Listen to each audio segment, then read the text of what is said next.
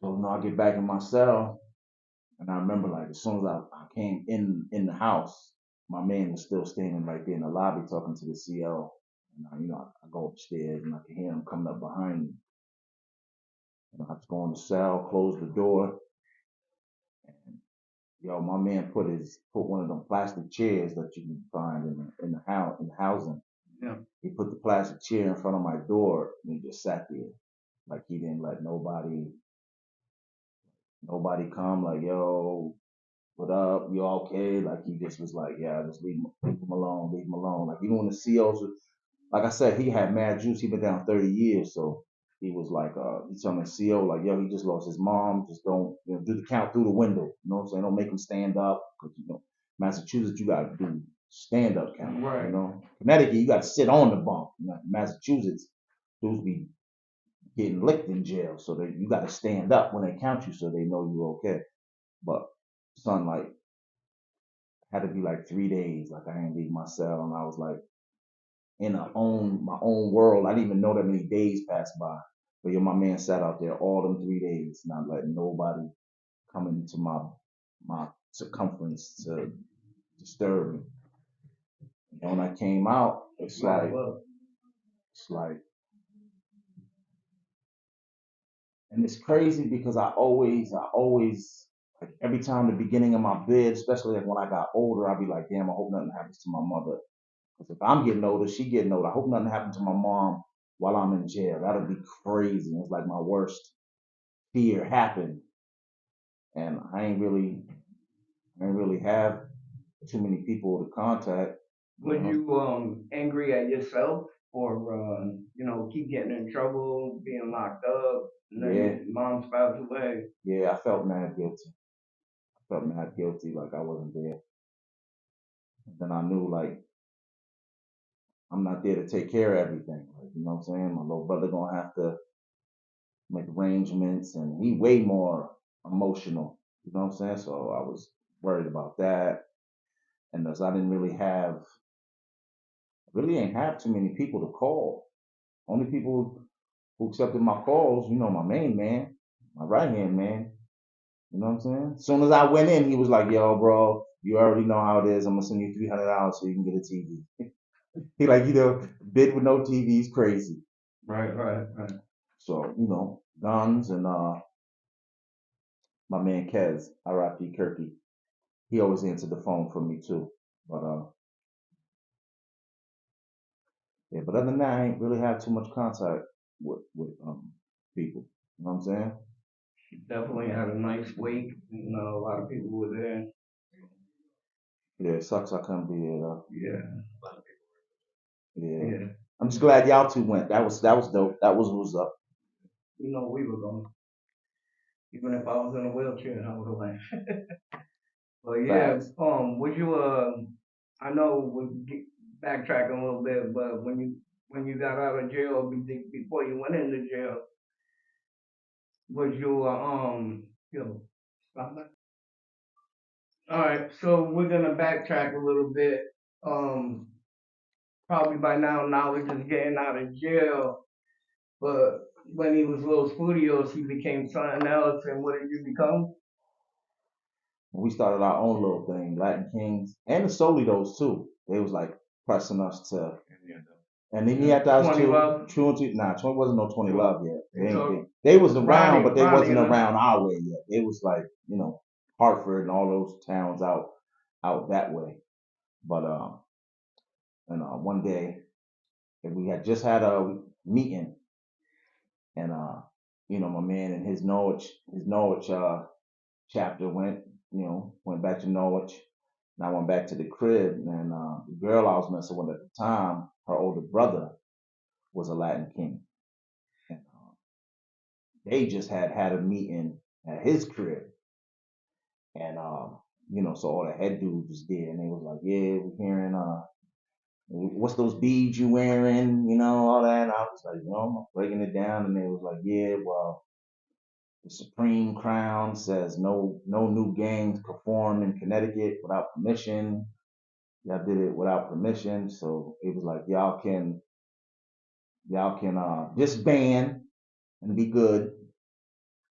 you could stay Los Studios and just have a problem with everybody, or we'll just switch your whole clique over to Latin Kings. And on the low, I wanted to be a Latin King anyway, on the low. But so I was like, all right, I'll let y'all know. So I go to Norwich and talking to my man, my right hand man, and he's like, nah, fuck that. We just gonna stay our own shit. We was wild, we was on it back then. We was on it. We wasn't worried about like beef with nobody, like Yeah, whatever. we stayed there for quite a minute. Yeah. Even though we were having beef with a couple kids on chest, like we But didn't care. eventually, we had we had a lot of little local drama, but it wasn't no nation drama. You know what I'm saying? So now I'm getting pressed because I'm always around, because where I live, the house I live in is always full of Latin Kings. Right. You know what I'm saying? So they pressing me, pressing me, pressing me. So, like I said, on the low, I wanted to be a Latin King anyway, but never thought that we would be able to for whatever reason. Yeah, we young as hell. You know what I'm saying? So they're like, nah, we switch your whole crew, everybody. No beat down to get in, no nothing. Y'all just boom. No probation, nothing. Y'all just, I was like, everybody gets no probation? He was like, no. Just you and your man get no probation. Everybody else get put on probation and all that, all the steps you gotta take and proving yourself and all that. So I go to Norwich and I'm telling my man, like, yo, we should just do it. We don't got no probation. We just automatically in. Well, me and you is automatically in. Everybody else gotta, pay their dues, do whatever. So he was like, nah, nah, nah. So unfortunately, I talked him into it, and became Latin King. That was before I even did my first bid. My first bid, I was a Latin King. When I went to NYI, I was already Latin King. Now, mind you, his right hand is my right hand. Right. He didn't want me to become a king. That's why I never became one. He always said, "Don't do it, don't do it, don't do it." So you guys left me That's for why I put dead. that's why I put the gun to your balls, nigga. Now I'm gonna Nah, but I thought we were gonna bring that up. He already brought it yeah, I up. brought that up back then. He brought it up way in the beginning. He just started off with, do you remember the time you Yo, I pulled didn't the even trigger have the on my intro. balls? I didn't even have the intro. I was like, yo, he put a gun on my dick. That was it. So during this time, you guys are now kings. You threw me to the curb. Said I hate you, anyways, and you're selling drugs. Put the gun to my dick. Said I'm a piece of shit white boy. And Nah, I didn't say nah, that. I'm You only kidding. I'm only bugging. kidding. I'm kidding. But Only reason I'm fucking with you because like my right hand man like helped. No bullshit. Like that's how come I'm from Gun Hill. I lived on Gun Hill. Well, you know what I'm saying? My whole childhood till my mom got raided because she was hustling. I always lived in Gun Hill. But I would get bullied by Gun Hill niggas. You know what I'm saying? Until like he been my man forever. But when he started coming, like when we got a little bit older, he started coming to my projects to hang out, to chill or whatever. Yeah. And now, I got somebody that's not from Gun Hill, you know what I'm saying, who's about that life. Now, So you were a little jealous of me and his yeah, relationship. a little bit. Like, yo, this nigga chilling with my man every day. Like, this is crazy, man. Because I still lived in New London. I'm only coming to Norwich. You both live in Norwich. So, yeah, I'm like, this nigga hanging with my right hand man every day. This motherfucker here, man. But yeah, I grow to love you. Like, I love you. You're my family now. Yeah, absolutely. Do you know how me and him became close? I don't remember.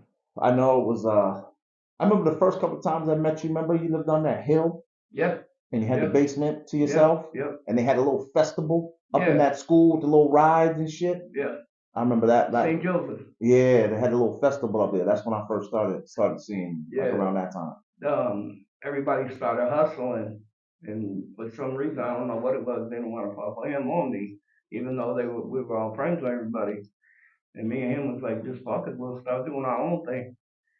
So we more or less we started doing our own thing, and 33 years later, here we are doing our own thing. Indeed. That's how it is. Our circle's so small, it's a line. Right, indeed. So, It's a half a moon crescent. yeah, if that, there's only a few of us. So, all right, during all this stuff with you, selling drugs, gang banging, did you ever use drugs? Nah, I remember my right hand man used to smoke cigarettes, smoke weed. He be like, "Yeah, you in the shit?" Like, nah, I'm good. I'm good. I'm good. Well, I didn't even smoke a cigarette till I was like about like 19 when I I don't came even home remember you from drinking jail. or Yeah, nothing. I didn't drink nothing. I was drunk off being gang banging and running around crazy.